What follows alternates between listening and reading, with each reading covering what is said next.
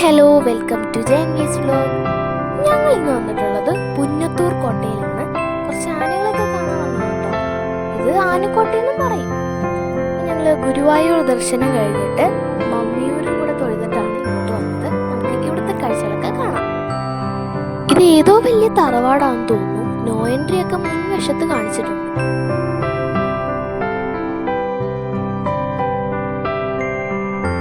ഇത് ഏതൊരു നന്ദനാനയുടെ സ്ഥലമൊക്കെ ആണെന്നാണ് പറയുന്നത്. അങ്ങനെയാണ് കേൾക്കുന്നത്. അങ്ങോട്ടുള്ള വഴിയിൽ നോ എൻട്രി ഒക്കെ കാണിച്ചിട്ടുണ്ട്. ചിലപ്പോൾ മതം ഇളകിയ ആനകളൊക്കെ ആയിരിക്കും അവിടെ നിൽക്കുന്നത്.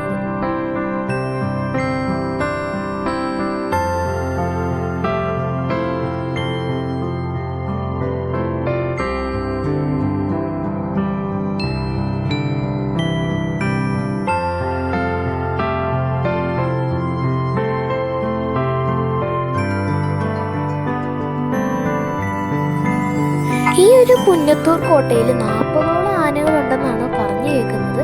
പക്ഷെ ഞങ്ങൾ ചെന്നപ്പോൾ കുറച്ച് ആനകളെ ഉണ്ടായിരുന്നു. എന്താണെന്നറിയില്ല. ഇവിടെ വന്നതുകൊണ്ട് ഒറ്റക്കൊമ്പനെയൊക്കെ കാണാൻ പറ്റി. കുറേ ആനകളുണ്ടായിരുന്നു.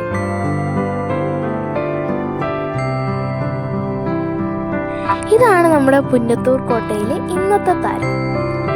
കാരണം കാണികളെ കൂടുതൽ ആകർഷിച്ച ഒരു ആനയാണിത്. നല്ല രസം ഇതിന്റെ ആട്ടം കാണാൻ.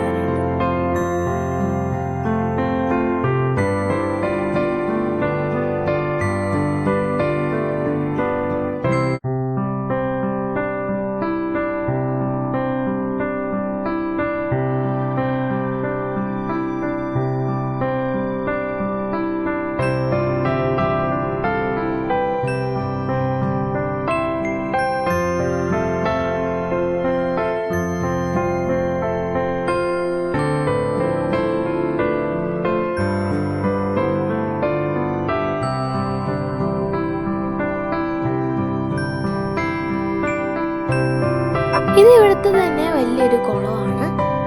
കല്ലുകൾ വെച്ചുണ്ടാക്കിയ ഒരു കുളമാണ് കേട്ടോ.